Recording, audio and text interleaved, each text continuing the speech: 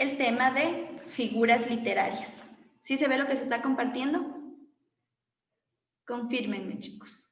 Sí, sí. Sí, sí, Lisen. Ya, chicos, muy bien. Entonces vamos a ver sobre las figuras literarias, ¿sí? ¿Qué es lo que tenemos con las figuras literarias? Son formas no convencionales de emplear las palabras para dotarlas de expresividad, de vivacidad o belleza con el objetivo de sorprender a la otra persona, de emocionarle, de que podamos persuadir también. Son recursos lingüísticos que se utilizan para embellecer un texto. Así de sencillo.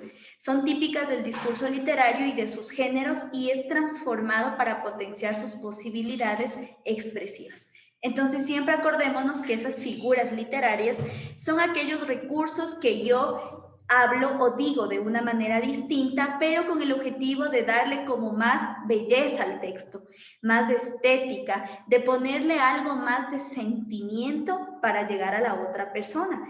Estas figuras literarias entonces no van a poder estar en todo lugar. Por ejemplo, si usted escribe un oficio a una persona, ahí no voy a poder embellecerle al texto de alguna manera. No, ahí yo voy a escribir de una forma seria y formal. Pero para otras ocasiones sí, yo voy a necesitar de estas figuras literarias también. Estas figuras literarias son muy utilizadas en la televisión, son muy utilizadas en el marketing, en la mercadotecnia, para poder llegar a la persona, porque recuerden, el objetivo es sorprender al otro, es persuadirlo, es emocionarlo, es que la otra persona tenga esas emociones a flor de piel al momento que escucha.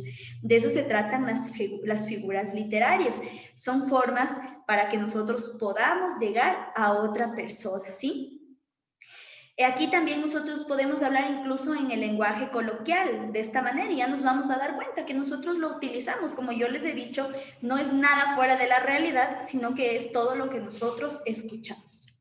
Vamos a ver entonces los diferentes tipos de figuras literarias. Hay muchísimos tipos, pero yo les voy a dar en esta mañana los más importantes, los que más se utilizan en el examen también, para que usted pueda entender cada uno de ellos. Como le digo, se va a encontrar con muchos otros que aquí no vamos a ver, pero que no le están poniendo en la prueba. Entonces, en este momento nos vamos a enfocar en aquellos recursos literarios, figuras literarias que nos colocan en los exámenes. Vamos con la primera, que es la metáfora. La metáfora entonces es la relación sutil o analogía de semejanza que se establece entre dos ideas. Esa es la metáfora. Es una relación entre dos términos que van a tener una relación. ¿Cómo yo me voy a dar cuenta de la metáfora? Porque tengo un ejemplo así. Tus ojos son verde selva. ¿Qué está diciéndome? Me está indicando el color de los ojos.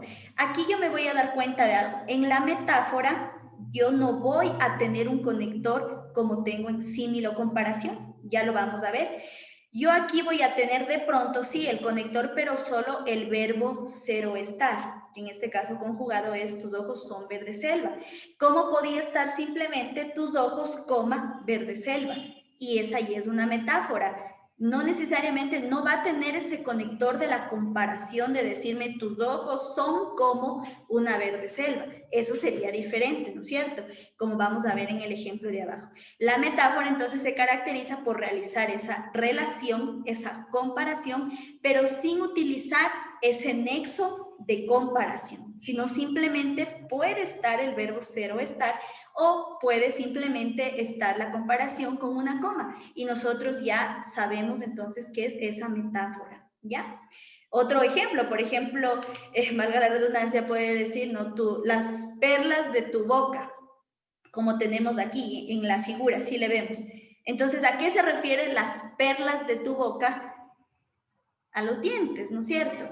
No necesariamente va a decir tus dientes son como perlas. No, basta con que diga las perlas de tu boca y ya es la metáfora porque no está ocupando ese nexo del cómo para comparar.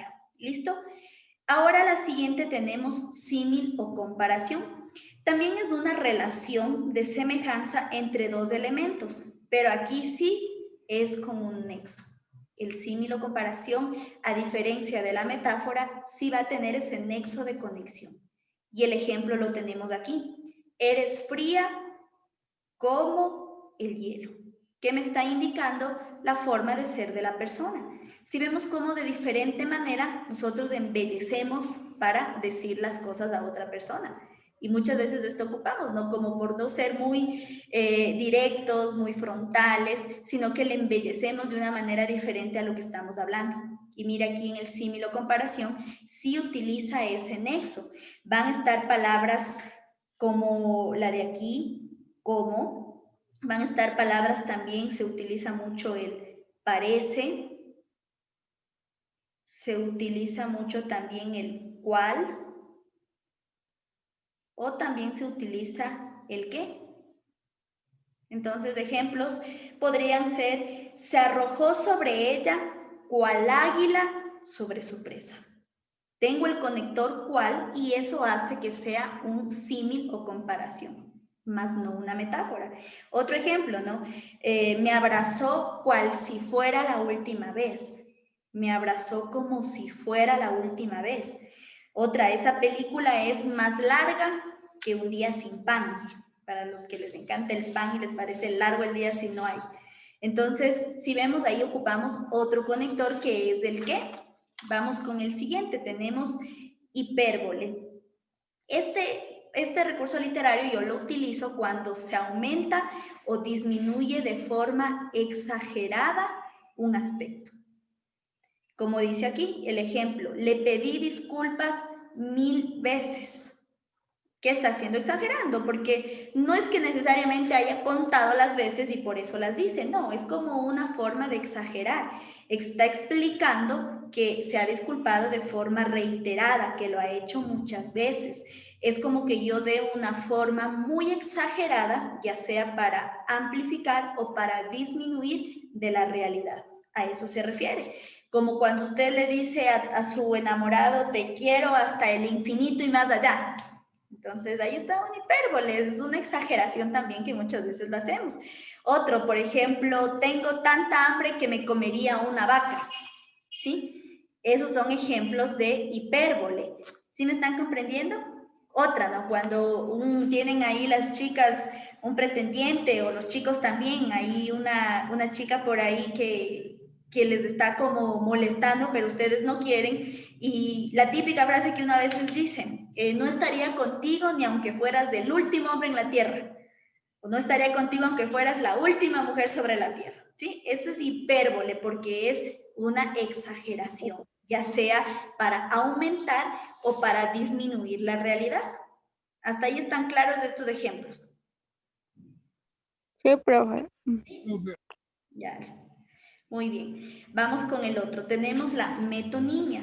Esta consiste en designar una cosa con el nombre de otra. Esta es la metonimia. Es decir que, por ejemplo, aquí es un pincel extraordinario.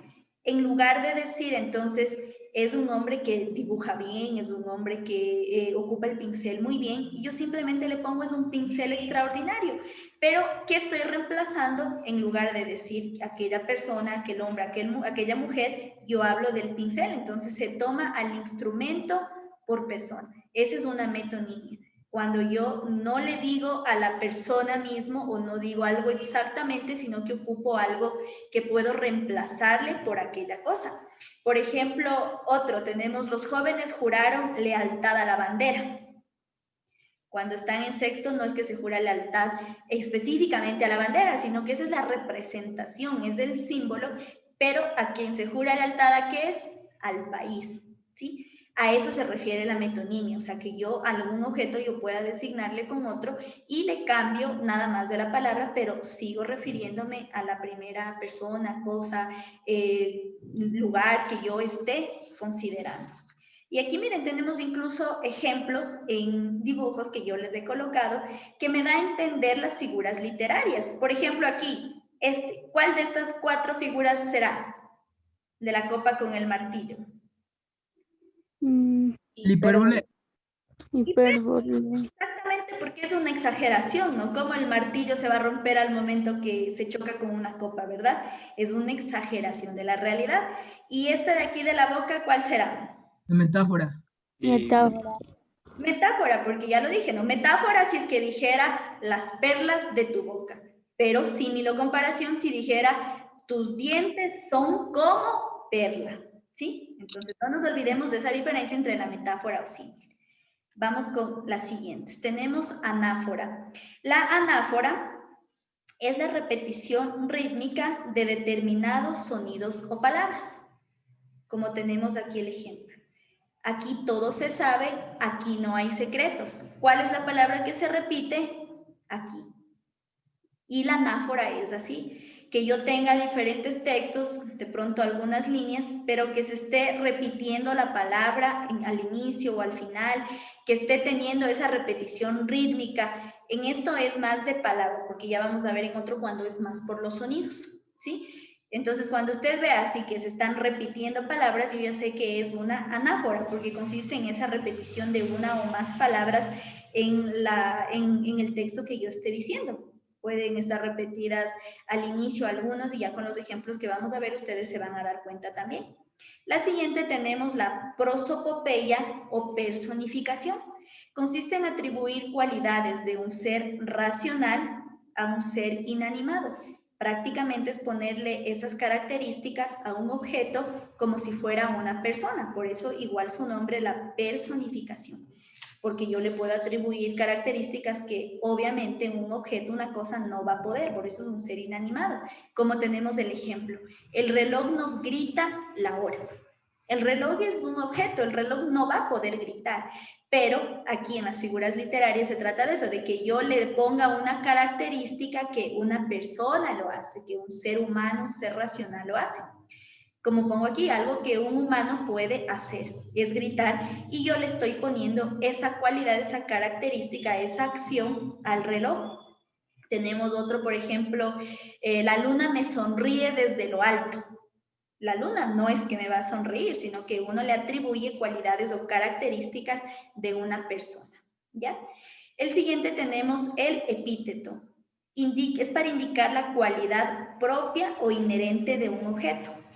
Acuérdese, cualidad propia o inherente, o sea, ya la cualidad establecida, la cualidad real, la cualidad que sí pueda tener ese objeto, a eso se refiere el epíteto, como rudo camino. ¿A qué se refiere? A que fue un camino difícil, un camino largo, un camino complicado. El siguiente tenemos sinécdoque. Se refiere a que cuando se toma una cosa en relación del todo por la parte. Es decir, que en lugar de dar todo el conjunto, yo simplemente doy una parte para hablar.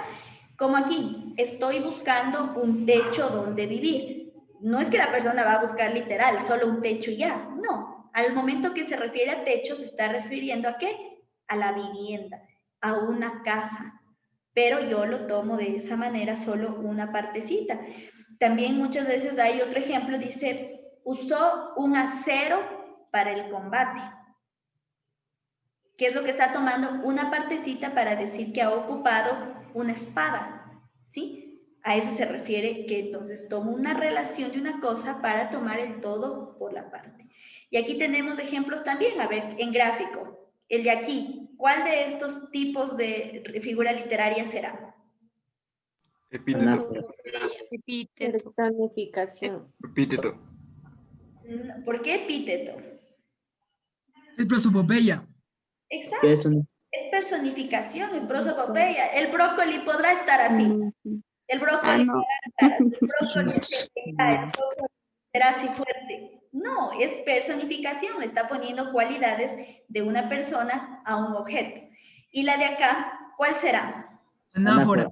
Anáfora. Porque se está repitiendo un rudo brócoli. Sí, pero el brócoli no es que va a ser rudo, o sea, no es una característica propia del brócoli, ¿sí? Entonces, aquí en el viento, exacto, es una anáfora porque tengo la palabra que se va repitiendo en el texto. Y de eso se trata la anáfora. Vamos con la siguiente. Tenemos la aliteración. Consiste en la repetición de un mismo sonido o una misma frase. Pero aquí en aliteración, a diferencia, aquí que veíamos la anáfora es más como una repetición de palabras durante un texto, pero en cambio, de la misma palabra, pero en cambio aquí es sonidos similares, sonidos parecidos, como tenemos aquí el ejemplo, que nos dice, en el silencio solo se escuchaba un susurro de abejas que sonaba. ¿Cuál es ese sonido que yo escucho al momento que estoy diciendo? El sonido de la S. Y aquí en aliteración incluso es donde yo tengo esa repetición de sonidos semejantes y aquí entran los trabalenguas, ¿sí? Aquí entran también los trabalenguas, porque en aliteración yo puedo utilizar tanto el sonido de una sola letra como también de varias, ¿sí? De varias letras y que al momento que voy hablando tiene eso y uno se da cuenta, ¿no? Que va repitiéndose y el sonido va haciendo que yo tenga eso en mi oído de que parece que estoy diciendo lo mismo y lo mismo, así como es un trabalenguas. El siguiente tenemos el hipérbaton. En el hipérbaton se altera el orden de las palabras solo por razones expresivas. En el hipérbaton yo cambio el orden. En el ejemplo yo puedo decir adiós, gracias, pero la explicación es gracias a Dios. O sea, gramaticalmente así estaría bien escrito, pero con el hipérbaton yo puedo cambiarle la forma sin que pierda el sentido, simplemente por expresarlo de una manera distinta. Como cuando decimos, si mal no recuerdo, pero la frase, ¿cómo sería? Si no recuerdo mal. Y así hay ejemplos en los que yo simplemente cambio el orden de las palabras solo por expresarlo de una manera diferente. A eso se refiere el hipérbaton. Entonces, muchas veces aquí en el hipérbaton incluso vamos a encontrar el verbo al final de las oraciones, cuando sabemos que la estructura es sujeto, verbo, predicado, pero en el hipérbaton nosotros vamos a tener ese cambio y el verbo estaría muchas veces incluso al final. La ironía es cuando se da a entender una cosa expresando lo contrario. ¿Ya? La ironía, el sarcasmo, es muy fácil, ¿no? Como el ejemplo, qué buen bailarín eres, pero no se está refiriendo a que sea un buen bailarín, sino más bien para decirle con ironía que no sabe bailar. Entonces la ironía, el sarcasmo, es muy sencillo de darse cuenta también y muchos lo utilizan incluso en el diario vivir. La siguiente tenemos la paradoja. Implica el uso de expresiones donde hay una contradicción. Como que yo diga aquí, solo sé que no sé nada. Aquí hay la contradicción porque yo estoy diciendo que sé y luego digo que no sé. A eso se refiere la paradoja. Entonces, a que va a haber esa contradicción en lo que yo estoy diciendo. Es Sí, como también. que digo, si anhelas la paz, prepárate para la guerra. Entonces estoy dando esa paradoja porque primero hablo si anhelas la paz y luego hablo de la guerra. Estoy haciendo esa contradicción. ¿Listo? Continuemos. Tenemos la onomatopeya. Es la representación escrita de un sonido de animales, de objetos, de cosas, de algo de la naturaleza, de viento, de etcétera, pero que yo lo represente con el sonido escrito, como aquí. Al apretar el plástico sonó crack.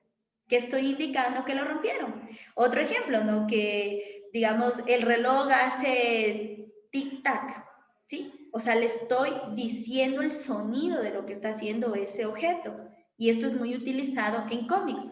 Si ustedes han leído cómics, ahí hemos visto que tenemos, ¿no?, varios sonidos al momento que se lee para que uno pueda incluso entender mucho mejor porque nos ponen el sonido escrito, sonidos de animales, que diga el gato hizo miau, estoy dando esa onomatopeya porque estoy dando el sonido de ese animal. Tenemos también la sinestesia. Consiste en atribuir una sensación a un objeto. Aquí en la sinestesia se trata de que yo atribuya esas sensaciones de los sentidos que nosotros tenemos. Algo relacionado con nuestros 5 sentidos. A eso se trata. Entonces aquí, por ejemplo, el amargo pasado que no olvido. Se refiere a una difícil experiencia, pero cuando yo digo el amargo pasado, entonces yo le atribuyo una sensación que el amargo viene de ¿qué sentido? Del gusto. Y así vamos a encontrar ejemplos. Cuando también nosotros escuchamos huele a peligro, ¿sí? No es que podemos oler el peligro, pero es la expresión que nosotros hacemos y le atribuyo esa sensación del olfato. Tengo otro, ¿no? Como que me sabe a traición. Cuando ustedes les dicen ahí a sus novios, no sé, a mí me suena como que me estás engañando, ¿no es cierto? Entonces, ese me suena es una sensación que le estoy atribuyendo que viene del oído. Son sensaciones que van a venir así de nuestros 5 sentidos. Vamos con el siguiente. El pleonasmo se produce una redundancia al emplear vocablos innecesarios, como aquí, te vi con mis propios ojos. Obviamente, ¿con qué más le va a ver? Pero aquí hace énfasis en que vio con sus ojos. Aquí en el pleonasmo es típico. Sal afuera, entra adentro, sube arriba, baja abajo. Es obvio, no voy a bajar arriba, no voy a entrar afuera. Pero el pleonasmo es así, cuando se produce esa redundancia en lo que estamos diciendo. Y el etopeya describe el carácter y personalidad del individuo. Aquí deben darse cuenta, etopeya se enfoca en el carácter, en la personalidad del individuo, o sea, en sus aspectos internos, no en lo físico, en lo interno. Ya vamos a ver otra que sí se enfoca en lo físico, como este. Paula era una chica soñadora que le gustaba ayudar a los demás. Está describiendo ¿qué? Su personalidad, su forma de ser, los aspectos internos que ella tiene. Y aquí tenemos ejemplos también que yo les he puesto en gráficos. El primero, ¿a qué se refiere? ¿A cuál de estas figuras? Onomatopeya. En todos los sonidos, boom, bang, crash, todos estos sonidos. Hay personas que al hablar, no sé si ustedes se han dado cuenta, que hablan pero con todo la onomatopeya, o sea, dicen y pasó esto y sonó boom y crack y esto y este otro, y hablan también de esa manera, entonces ahí están ocupando este recurso literario. Y este de acá, ¿cuál será? Pleonasmo. Pleonasmo, ¿no es cierto? Imagínense, tiran cadáver muerto ya fallecido de un difunto. Tremendo pleonasmo. O sea, son palabras innecesarias, hay una redundancia, obviamente, ya el cadáver va a estar muerto, obvio va a estar fallecido, obvio va a ser de un difunto. Entonces, ahí estamos en un pleonasmo, porque empleamos de gana palabras que no son necesarias, porque basta que digan ya cadáver, ya uno sabe que está muerto, que ha fallecido y que es un difunto, ¿ya? Continuemos. La prosopografía. Aquí sí describe las características externas de alguien. Acuérdense entonces, en el anterior, etopeya, describía las características internas, pero la prosopografía describe las características externas. Aquí dice, era un hombre entrado en años, de perfil aguileño y rostro enjuto. Se refiere entonces que tenía un rostro alargado, un rostro enjuto que tenía los huesos prominentes, o sea, hay personas que se les nota, a eso se refiere entonces eso. Pero, ¿qué es lo que está describiendo? Sus características físicas, sus características externas. Tenemos polisíndeto. Aquí es el uso reiterado de conjunciones, que yo a cada rato diga el y, diga el ni, diga el o, diga el pero, como tenemos aquí. El tiempo lame y roe, y pule, y mancha, y muerde. Entonces es un polisíndeto porque yo estoy utilizando esa conjunción muchas veces. Por el contrario, asíndeto es cuando yo omito las conjunciones y nexos de las oraciones. Ya no hay necesidad de poner nada de eso y yo lo hago de corrido o simplemente poniendo comas. Como está aquí, pienso en ti, en tu sonrisa, tu mirada, tus besos, corriste, te fuiste, nos perdimos. Bien triste ese verso, algunos llorando ya ahí con ese verso. Es mi caso, dicen. Entonces aquí yo no pongo conjunción, no, yo no digo pienso en ti, en tu sonrisa y tu mirada y tus besos y corriste, porque si yo pusiera sería un polisíndeto, pero como omito esas conjunciones es un asíndeto, ¿ya? Tenemos también elipsis. Es evitar la repetición de palabras innecesarias. ¿En qué se va a diferenciar con el anterior que nosotros veíamos? Con el que tenemos aquí de pleonasmo, porque en el pleonasmo se produce esa redundancia, pero en cambio aquí en el elipsis, para yo evitar esa repetición, o sea, no se refiere a que voy a redundar, porque yo lo podría dejar, pero no hay necesidad, sino que yo me evite de decir algo que ya está sobreentendido, como tengo aquí. Pedro sabe manejar, pero yo no. ¿Qué es lo que estoy omitiendo? El sé manejar. Yo podría decir, Pedro sabe manejar, pero yo no sé manejar.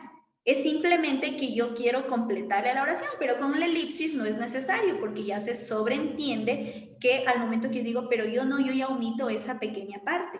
Pero si yo dijera, pero yo no sé manejar, no voy a caer en pleonasmo, porque no estoy diciendo cosas tan obvias como veía uno de tiran el cadáver muerto, difunto, fallecido, etc. Pero aquí en la elipsis simplemente yo voy a evitar esa repetición porque ya se va a sobreentender. Vamos con el siguiente. Tenemos la antítesis, que es la oposición de dos posturas.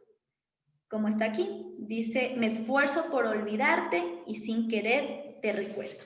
Tienen hasta frases para que pongan de estados en WhatsApp, en Facebook, para que les envíen a sus enamorados por ahí, que les digan, si con esto no te enamoro, no sé con qué. Aquí se contraponen esas ideas de olvido y de recuerdo. Son dos posturas que se van a contraponer. El retruécano consiste en repetir una frase en sentido inverso para producir un cambio de sentido. No hay camino para la paz es el camino. A eso se refiere el retruécano, a que dice, no hay camino para la paz es el camino. Yo repito entonces la frase, pero para darle un sentido contrario. Aquí me está hablando de la paz. Primero me dice entonces que no hay camino para la paz, que la paz es el camino. O sea, es ese cambio de palabras para dar otro sentido. Y finalmente tenemos la descripción, que es la explicación pormenorizada de personajes, objetos, situaciones. Como tengo aquí, el novato que se había quedado en la esquina detrás de la puerta, de modo que apenas se le veía, era un mozo del campo de unos 15 años, de una estatura mayor que cualquiera de nosotros, llevaba el pelo cortado en flequillo como un sacristán de pueblo y parecía formal y muy azorado. Está dando todos los detalles, dice dónde estaba, dónde se encontraba, cómo era, cómo se le veía, da todos los detalles para describir, tal como nos dice la figura literaria. Entonces, estos han sido los ejemplos, chicos, los casos, perdón, de figuras literarias para que podamos tener en cuenta. Entonces, mire, rapidito, la metáfora, acuérdese que es de esa comparación sin ocupar nexo. El símil o comparación es aquella comparación, relación, pero que sí ocupo un nexo entre las dos frases. Hipérbole es cuando yo aumento o disminuyo de una manera muy exagerada la realidad. La metonimia es cuando yo designo algo con el nombre de otra cosa. Anáfora, acuérdese, esa repetición rítmica. Anáfora cuando se repite la palabra varias veces en un texto.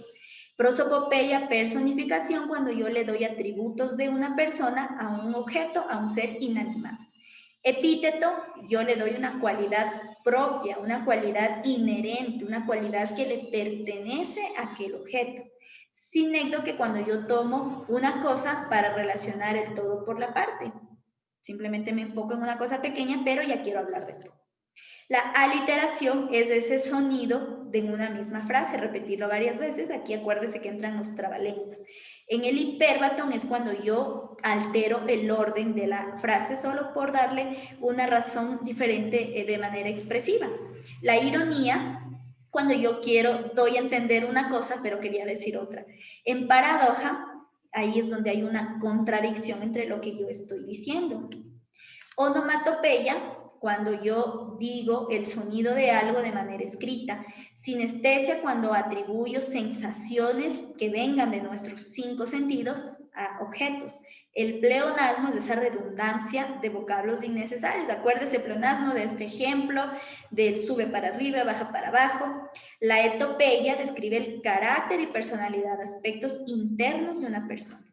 La prosopografía describe características, aspectos externos de una persona. Polisíndeton es el uso reiterado de conjunciones, acuérdese. Poli, varios enlaces, varias conjunciones. Y a, sin enlaces, sin conjunciones. Acuérdese, polisíndeton tengo varias conjunciones, asíndeton no ocupo eso. Elipsis para evitar la repetición de palabras porque ya está algo sobreentendido. Antítesis, oposición de dos posturas. El retruécano, darle un sentido inverso a la frase. Y descripción es la descripción, explicación muy detallada de diferentes cosas, personas u objetos o situaciones. ¿Listo? ¿Está claro entonces todos estos casos, verdad?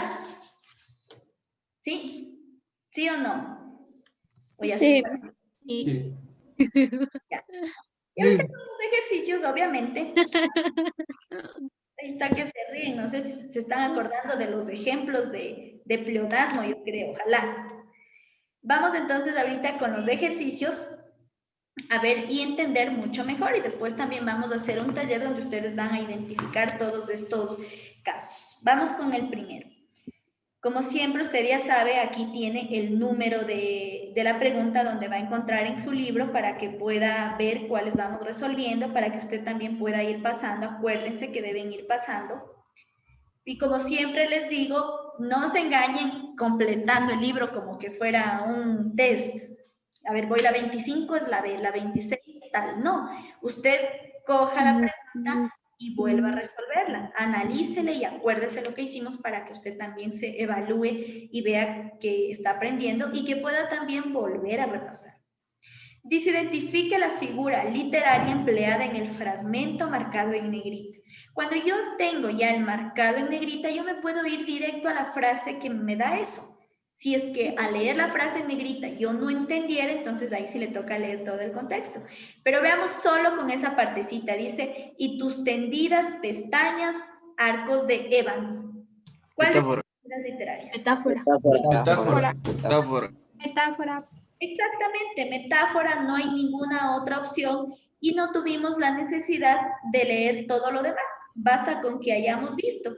¿Por qué es entonces la metáfora? Porque está dando una relación, una comparación entre las pestañas con arcos de ébano. Y como no está el nexo, es una metáfora. Listo. Con el siguiente, porque recordemos que las otras se refiere a otra cosa. ¿A qué se refería a hipérbole? ¿Quién me recuerda? A ver. La exageración de la Exageración. Una exageración. La literación. Repetición de Repetición del sonido. trabalengua. Repetición de sonidos. Repeticiones del sonido. Trabalengua, la sinestesia. Repetición. Un mismo sonido en una misma frase. Atribuir Sensación. de sonidos de una frase. Atribuir una sensación. Acuérdense, empieza con S, es atribuir sensaciones. ¿Ya? Vamos con el siguiente. Dice que el enunciado marcado en negrita identifica el recurso literario que empleó Eva Perón para construir su discurso. Lo mismo, me está dando ya en negrita, leamos. Si es que no entiende, ahí toca leer el resto. Como no ha conseguido jamás la envidia de los sapos acallar el canto de los ruiseñores, ni las víboras detener el vuelo de los cóndores, no detendrán a Perón. ¿Cuál es? Hipérbole. No. Hipérbole. Hipérbole. Hipérbole. Hipérbole, seguros. Epípeto. Sí, le pido. Repite. Seguros. ¿Cuál será? Hipérbole. Hipérbole. Revisen. Sí, hipérbole. A ver, Revisen con los apuntes. Mire, lea toda esa partecita del contexto. Como no ha conseguido jamás la envidia de los sapos acallar el canto de los ruiseñores ni las víboras detener el vuelo de los cóndores, no detendrán a Perón. Es una metáfora. Símil. Aquí está la palabrita clave, incluso el cómo. Está dando una comparación. Dice que así como no han conseguido jamás la envidia de los sapos acallar el canto de los ruiseñores, ni tampoco las víboras detener el vuelo de los cóndores, tampoco detendrán a Perón. Hace esa comparación. Y claro, si nosotros leemos lo de arriba, entonces están hablando de que quieren detener a Perón, etcétera, etcétera. Entonces es un símil, es una comparación. Yo tengo ahí ese nexo. Yo tengo ahí ese nexo que me está dando la comparación entre las dos partes. ¿Ya? Vamos con el siguiente. Dice, identifico la figura literaria empleada. ¿Qué dice aquí? Empleada en el fragmento marcado con negrita. Vamos igual, directo a lo que está con negrita. Dice, y vivo cuando desgarra mi corazón de pesar. Hipérbole. Hipérbole. Es exagerado. Creo que esto sí les dijeron alguna vez a sus novios. No, no te vayas, mi corazón se va a desgarrar de la tristeza, no voy a poder vivir sin ti. Y sigue vivo hasta ahora.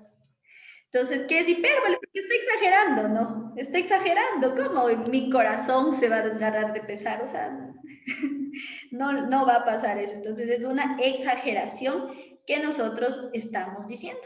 No es ninguna de las otras. Vamos con el siguiente. Indique la figura literaria empleada en el fragmento marcado en negrita. Dice, se enterraron de pesar. Hipérbole también. Hipérbole también. Sí, otra vez hipérbole, está clarito. No se van a enterrar de pesar, o sea, es una exageración que uno está dando, uno está exagerando con lo que dice. Obviamente, personificación no va a poder ser. ¿Por qué? Porque no está atribuyendo esas cualidades de una persona a un ser inanimado. Comparación no está comparando nada. Metáfora tampoco, porque no está comparando sin nexos, entonces es hipérbole. Vamos con el siguiente. Con base en el fragmento marcado en negrita, identifique el recurso empleado por Dolores Cacuango en su intervención. Como ustedes se fijan, chicos, casi la mayoría de los ejercicios van a tener ya el fragmento marcado en negrita, o sea, ya le van a decir lo que está marcado en negrita. Casi nunca le van a poner, identifique y le ponen todo el texto y usted no sabe en cuál se enfoca. No, casi siempre, como vemos hasta ahorita, nos van a poner de esta manera. ¿Qué nos dice entonces lo que está en negrita? Nosotros somos como los granos de quinoa. Si estamos solos, el viento nos lleva lejos. Pero si estamos unidos en un costal, nada hace el viento. Soplará y no nos hará caer. Símil. Mil. Símil. ¿Seguros? ¿Por qué? Por el cómo. Por el Está cómo. comparando. Exacto, mire, porque está comparando, dice a nosotros, con los granos de quinoa y da toda la comparación de cómo sería. Entonces es un símil. Acuérdese, símil o comparación ocupa ese nexo. Vamos con el siguiente. Al existir una demanda de los docentes, se convocó a una marcha pacífica en la cual se visibilizan distintos carteles con algunas frases en alusión a sus peticiones. Con base en la imagen, seleccione las frases que representan una paradoja. Entonces, aquí tenemos la 1, la 2, la 3, la 4 y vamos a ver cuáles sí representan una paradoja. La primera dice, todos los que buscan justicia protestan. Sin protesta no hay justicia. Vamos a ir siguiendo, sigan analizando. La 2 dice, lo dijeron en todos los periódicos. La 3, mucho ha cambiado para que todo siga igual. La 4, se vende escuela pública. ¿Ya? La C. Es la 3. Analicemos, a ver, ¿cuáles serán? A ver, la 1. La 1. A ver, analicemos. Vamos con la 2 que nadie está diciendo. A ver, la 2 dice, lo dijeron en todos los periódicos. ¿Será una paradoja? No. No. No. ¿Qué podrá ser? Una hipérbole. Exacto, porque exagera, ¿no? O sea, a veces se exagera así, que uno dice ya en toditos los periódicos, como cuando la mamá le manda a buscar algo en la casa y dice, no mami, no hay, ya busqué en toditos los cajones.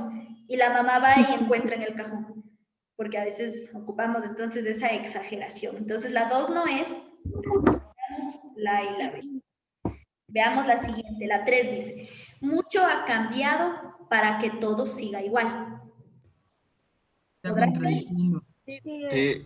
Dice, mucho ha cambiado para que todo siga igual. O sea, el cambio, conseguir igual es una paradoja. Entonces sí tenemos la 3.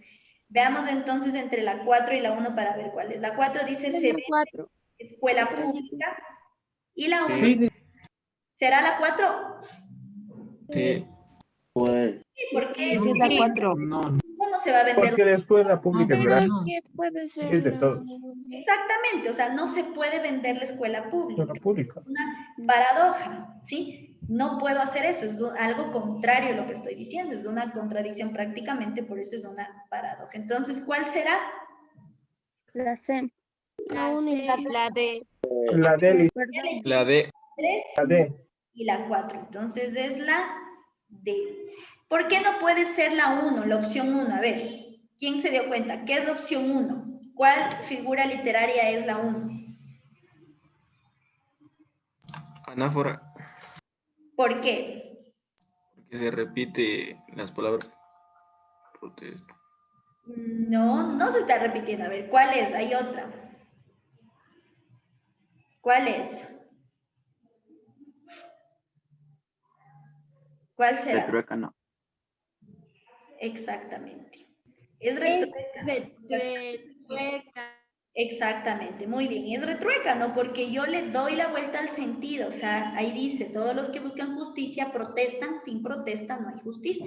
Es retruécano porque yo estoy dándole un sentido inverso para producir el cambio de sentido, pero con las mismas palabras. Muy bien, continuemos. Dice, con base en el fragmento marcado en negrita, identifique el recurso literario que se empleó. Vamos con lo de negrita para ver si es que podemos solo con eso. Era alto, delgado y muy anciano, a juzgar por su pelo y barba plateados, tan largos que podría sujetarlos con el cinturón. Llevaba una túnica larga, una capa color púrpura que barría el suelo y botas con tacón alto y hebillas. Sus ojos azules eran claros, brillantes y centelleaban detrás de unas gafas de cristales de media luna. Tenía una nariz muy larga y torcida, como si se lo hubiera fracturado alguna vez. Letopeya. Prosopografía. Prosopografía. No, prosopopeya, acuérdense que es personificación la prosopopeya. Letopeya. No, prosopopeya es personificación. Yo le pongo Prosopografía. exactamente. Prosopografía es porque yo le estoy dando, estoy diciendo solo características físicas, características externas.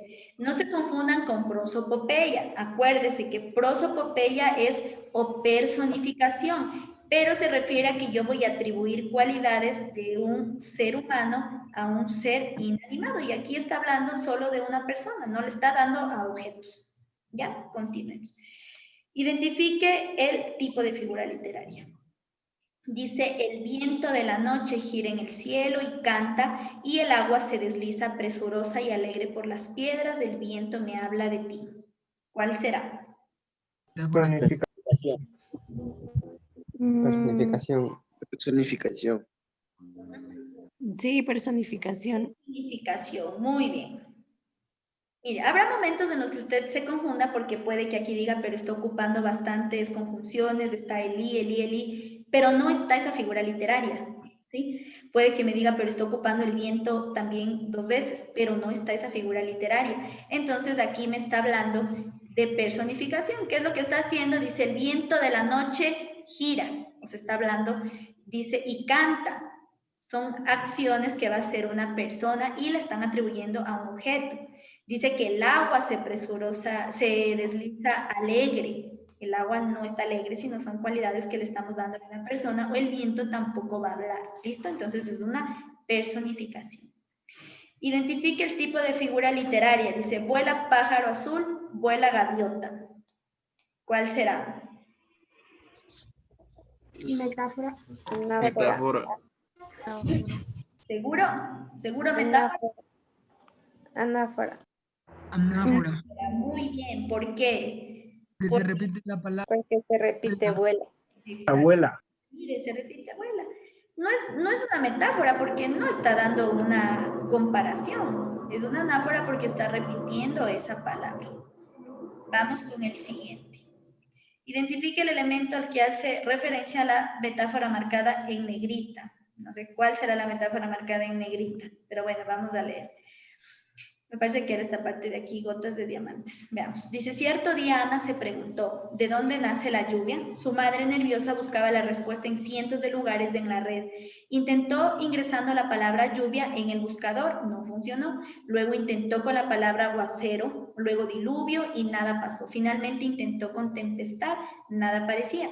La niña empezó a impacientarse y de sus ojos gotas de diamantes, y esto es de negrita. Y de sus ojos gotas de diamantes rodaban por doquier. Fue entonces que la madre de Ana buscó el origen de la tristeza y millones de entradas relataban de dónde nace la lluvia. Entonces, ¿a qué figura literaria se va a referir? Dice, hace referencia a esta metáfora. Ya me está diciendo que es una metáfora, pero me está diciendo que ¿a qué se refiere? ¿A qué? Las lágrimas. Las lágrimas. Lágrimas. A lágrimas. Exactamente, porque ahí están, ¿no? Dice, gotas de diamantes rodaban por doquier, la niña empezó a impacientarse y de sus ojos, de nuestros ojos no nos va a salir ni aguaceros, ni diluvios, ni tempestades. Solo lágrimas. Que llore muchísimo y que moje todo ahí, moje su almohada, no quiere decir que sea un diluvio, es igual lágrimas. Vamos con el siguiente. Con base en el fragmento, identifique el elemento metaforizado. Entonces ahí sí leemos todo el fragmento para ver cuál es el elemento metaforizado. Dice cabellera líquida, peinada por la gravedad. Cascada rebelde de aguas saltarinas, con tu pronunciada caída, al río enamoras. ¿Cuál es el elemento al que le están metaforizando? La cabellera. Cascada. La cascada. Cabellera. Cabellera. Isabel, La cascada. ¿cabellera o cascada? Cascada. Cascada. Nada. Mira, aquí habla de una cabellera líquida, ¿sí? Entonces yo me imagino líquido, entonces, y como dice peinada por la gravedad, algo que va cayendo, ¿no? Dice clarito, cascada rebelde de aguas saltarinas. Mi cabellera no es de aguas saltarinas, pero la cascada sí tiene agua. Dice, con tu pronunciada caída al río enamoras. ¿La cascada a dónde llega? ¿A dónde llega una cascada? Al río. Entonces es el elemento la cascada que estamos metaforizando. Muy bien. Basándose en la frase que se encuentra en negrita, identifique el elemento metaforizado. Dice alas recién hechas de agua. Si no entendemos, aquí dice abejas, trabajadoras puras, ojivales obreras, sobrevuelan las flores con sus alas recién hechas de agua. ¿A qué se referirá que sean alas recién hechas de agua? A la permeabilidad, a la transparencia, al volumen, a la elasticidad. Transparencia. Transparencia. Transparencia. Transparencia. Porque dice hechas de agua, el agua también es transparente, entonces ahí queda el elemento.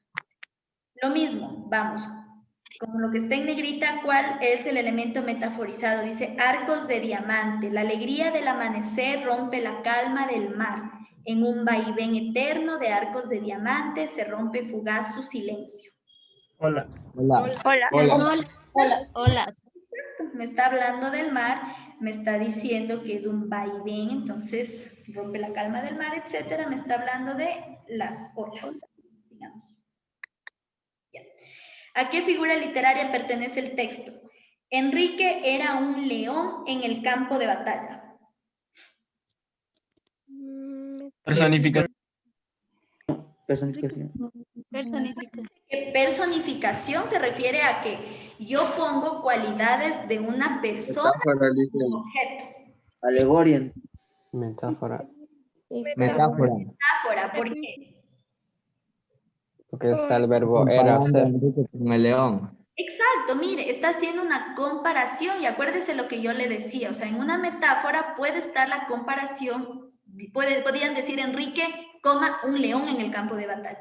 Lo que sí en la metáfora podía estar era el verbo ser o estar en cualquiera de sus conjugaciones. Eso sí podía estar en una metáfora, entonces es una metáfora. No nos confundamos con personificación. Personificación es lo contrario, que yo cualidades de una persona le dé a un objeto. ¿A qué figura literaria pertenece? Caminaba solo por los caminos fríos y solitarios. ¿Cuál será? Símil. ¿Está comparando algo? Hiperbatón. Verbatim. A ver, revisen sus apuntes. ¿Cuál podrá ser?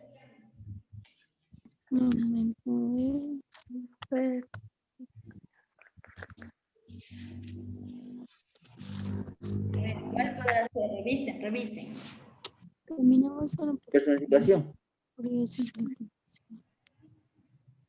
¿Cuál?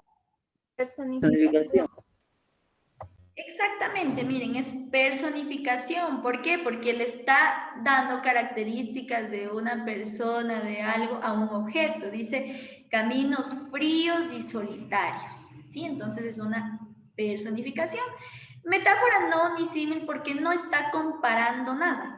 ¿Sí? No está comparando con algo. Entonces no puedo ir hiperbatón tampoco porque no cambia el orden de las palabras. ¿Sí? Sigamos. ¿A qué figura literaria pertenece el texto? 3 tristes tigres comen trigo de un trigal. Aliteración. Aliteración. Alteración. Eso es facilito, ¿no es cierto? Aliteración, ¿ya? Literatura. Muy bien, vamos a la siguiente. Aquí y allá y en todas partes. ¿Qué será? Polisindento. Polisíndeton. ¿Por qué? Porque está utilizando varias veces la conjunción, aquí y allá y en todas partes. Ninguna de las otras queda. Permítanme un ratito, chicos, voy a cargar la conjunción nomás.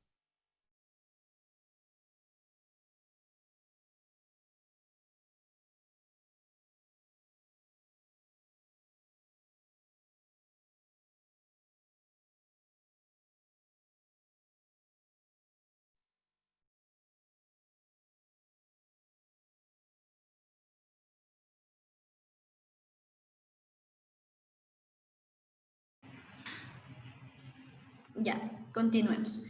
¿A qué figura pertenece? Bate, bate, chocolate con harina y con tomate. ¿Cuál será? Anáfora. Anáfora. Anáfora. Exactamente. ¿Por qué la anáfora? Que se repite, bate, bate. Se repite. Está repitiendo y me da como ese sonido rítmico. Es una anáfora. Muy bien, sigamos. Estoy tan cansado que ya no puedo dar un paso más. Hipérbole. Exactamente, porque está exagerando, ¿no? Que ya no puedo dar ni un paso más. Vamos con el siguiente. Era tan alto que su cabeza tocaba al cielo. Hipérbole. Hipérbole. También es una exageración. No va a pasar eso.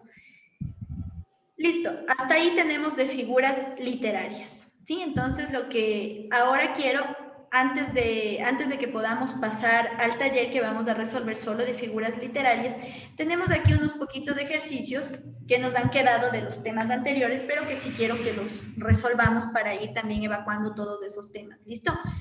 Es de lo que ya hemos venido viendo antes de pasar al taller de figuras literarias, que sí tenemos tiempo. Entonces dice...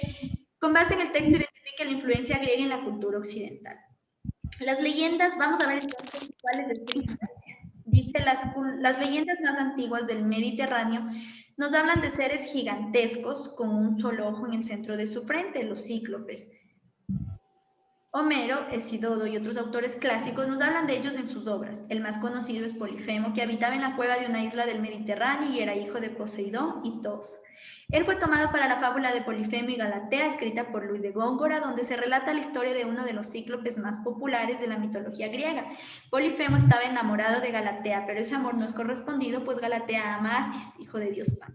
Cierto día el amor de estos dos amantes es descubierto por el cíclope, quien arroja una enorme roca que mató a Asis. Entonces Galatea, muy triste, convirtió a su amado en un río de límpidas aguas. Entonces veamos cuál es la influencia griega en la cultura occidental.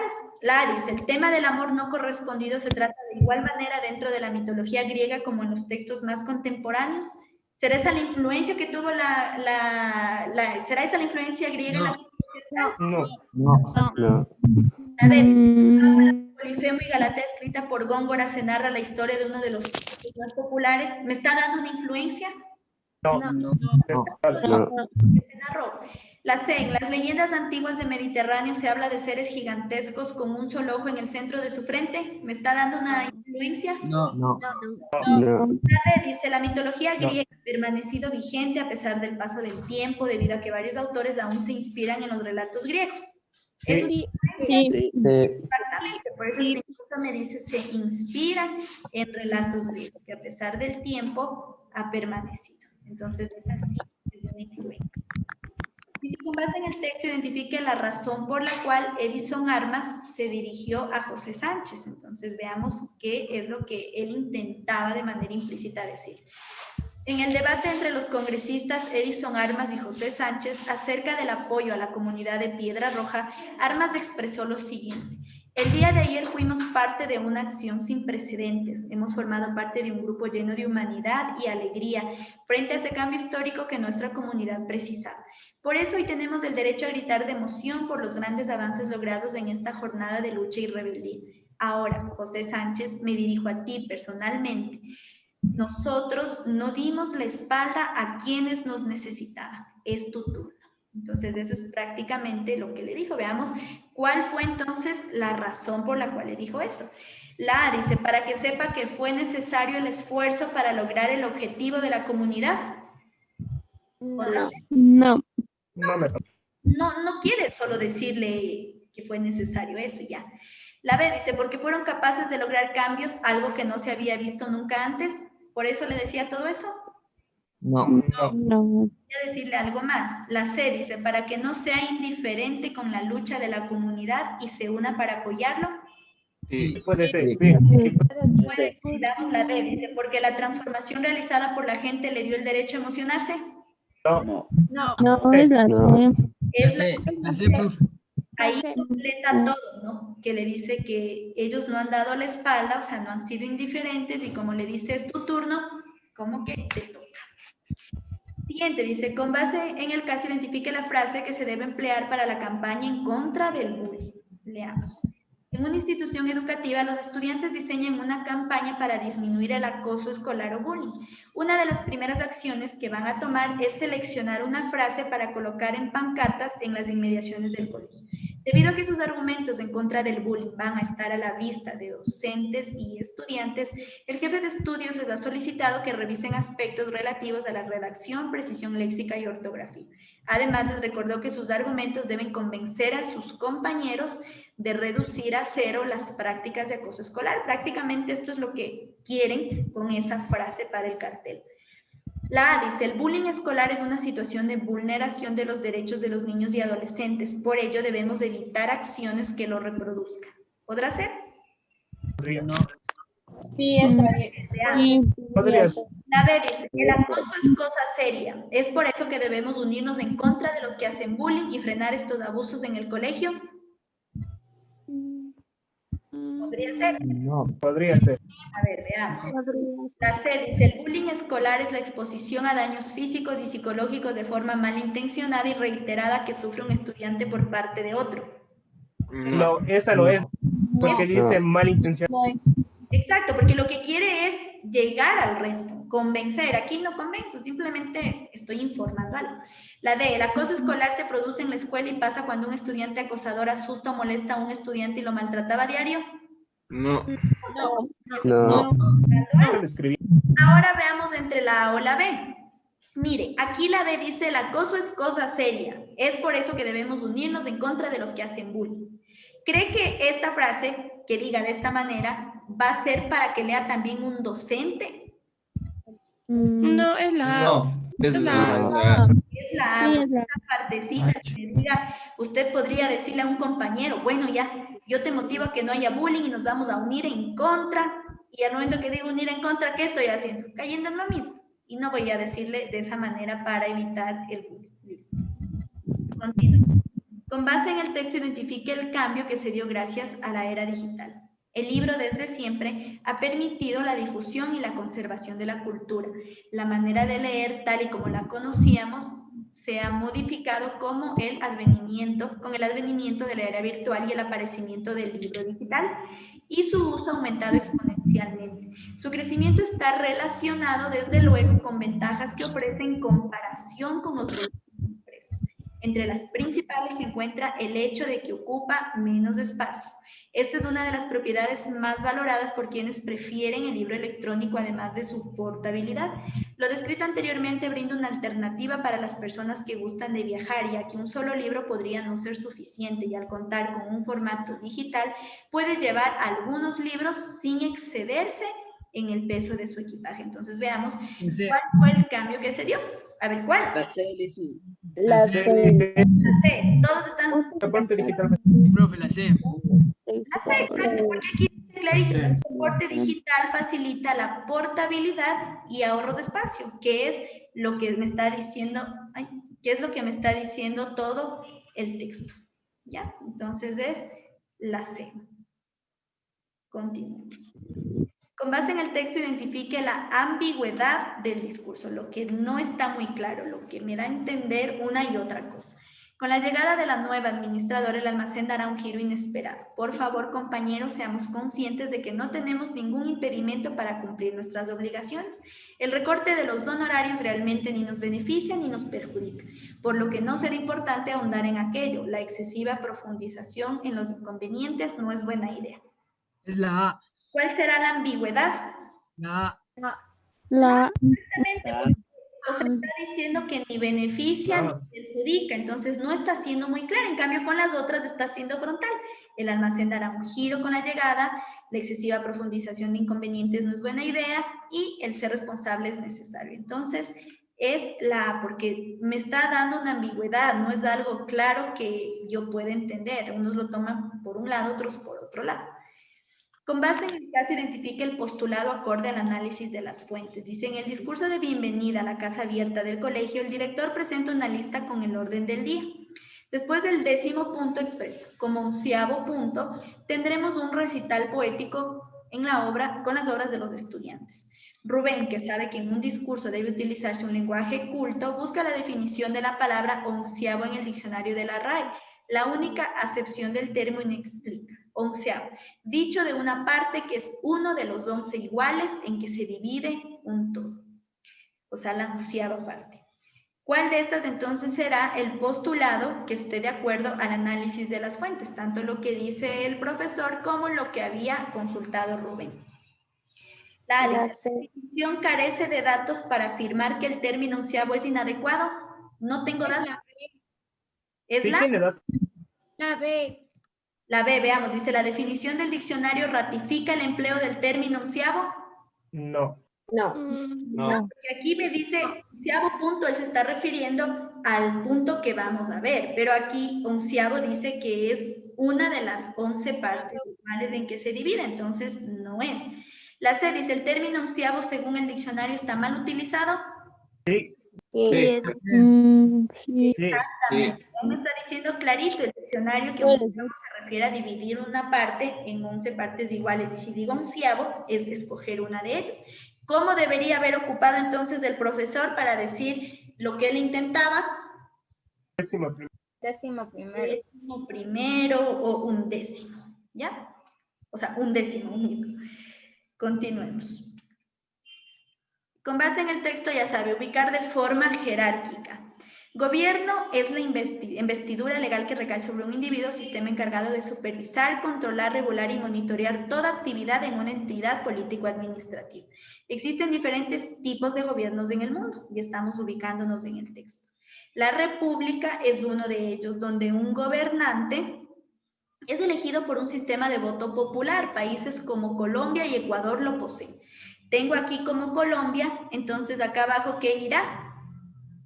Ecuador. Ecuador. Y aquí arriba, ¿qué irá? República. República. Que es la 3. Ah. 3A y 1C. 3A y 1C podría ser entre A o B, las otras descartan. Por otro lado, en la monarquía, me ubico en la monarquía, el gobierno es llevado a cabo por una persona que pertenece a la realeza, por lo que asume tal cargo por herencia y de forma vitalicia. Países como Gran Bretaña y Marruecos la consideran. Tengo Marruecos, ¿qué me falta acá? Gran Bretaña. Gran Bretaña. 4D, entonces, ¿cuál será la respuesta? La ¿A rayos todo caliente el café? ¿Ya? ¿Qué dijo? Se quemó con el café, creo que dijo. Ni le escuché. Sí, perdón, es que iba a elegir y justo me quemé. Bueno, no hay problema, vamos. Dice, identifique la idea implícita del texto. Frente al excesivo uso de teléfonos celulares durante las horas de clase, la docente decidió dar la siguiente charla a sus estudiantes. Hace algunos días leí un artículo que dice que pasamos frente a una pantalla de teléfono o de cualquier otro dispositivo electrónico alrededor de 10 horas al día. Hagamos algunos cálculos alrededor de esa cifra. El día tiene 24 horas, restamos 8, que son las que en teoría dormimos, nos quedan 16, menos 10, nos quedan 6. 6 horas, ¿en qué momento somos productivos? ¿En qué momento disfrutamos? ¿En qué momento reímos? ¿En qué momento compartimos? No sé. El mismo artículo menciona que tomamos el celular aproximadamente 200 veces al día. ¿Alguien sabe cuántas veces reímos? 17 veces al día. Sin duda estos son datos que merecen ser observados. Algunos pasan hasta más de 10 horas en el celular. Veamos entonces cuál es la idea implícita, qué es lo que la profesora trata de decir. La dice, el grado de productividad de los seres humanos no está determinado por el tiempo destinado al empleo de aparatos tecnológicos. No, eso. No viene. La B, la lectura de información respecto al uso de la tecnología debería ser una práctica constante para modificar la forma en que nos relacionamos con lo nuevo. Podría ser. No. No. No. No, porque no me está diciendo que esa es una práctica para modificar la forma en que nos relacionamos con lo nuevo, porque ya estaría entonces de acuerdo con el que estemos ahí en la tecnología. La C dice, los hábitos adquiridos en torno al uso de dispositivos electrónicos deberían modificarse para dar paso a otros aspectos de la vida que han sido desplazados. Sí. Sí. Sí. Sí. Sí. Dice, las 10 horas destinadas al uso de tecnología y el tomar es una consecuencia inevitable de la evolución. No, es la La C. que ella trata de dar a entender. Muy bien. Listo, es la C. Sí. Dice, con base en el caso, seleccionen los argumentos que usaría Joshua. Sayana es una persona muy preocupada por el cuidado ambiental. Una tarde se propuso convencer a su familia de modificar sus prácticas domésticas, contribuiría a reducir su huella de carbono en el planeta, pues los datos del Programa de las Naciones Unidas para el Medio Ambiente son realmente alarmantes. A pesar de sus esfuerzos continuos por concientizar a su hermano menor, Joshua, de que sus acciones mejorarían significativamente el entorno en el que viven, él presenta sus puntos de vista contrarios y también busca persuadirla con sus propios argumentos. Entonces veamos cuáles son esos puntos de vista contrarios que tiene Joshua respecto a su hermano. La 1 dice, el agua embotellada es poco amigable con el planeta. Llevar siempre un termo permite controlar la cantidad de los líquidos que ingieres y reduces el consumo de plástico. ¿Será que de esa manera está dando algo contrario a lo que dice la hermana de Joshua? No. No. No le va a servir. La 2 dice, el cambio climático es parte del ciclo natural de la Tierra. Por esta razón, un cambio pequeño, como viajar más en bicicleta que en auto, es realmente insignificante. La 2 y la 4. Sí, No. dicen eso. La D. La 2, muy bien. La 3 dice, los cargadores de celulares enchufados siguen consumiendo electricidad y contribuyendo al cambio climático. Por eso se les denomina como vampiros de energía. No. La La 2 y la 4. Manipulan los datos sobre el cambio climático para mostrar una tendencia ascendente del clima en el planeta. Las cifras muestran una realidad diferente. Entonces es La D. la D, La que D. la 2 y la 4, ahí se expresan esos argumentos contrarios a lo que dice su hermana. Listo, chicos, entonces hasta ahí nos vamos a quedar con esto.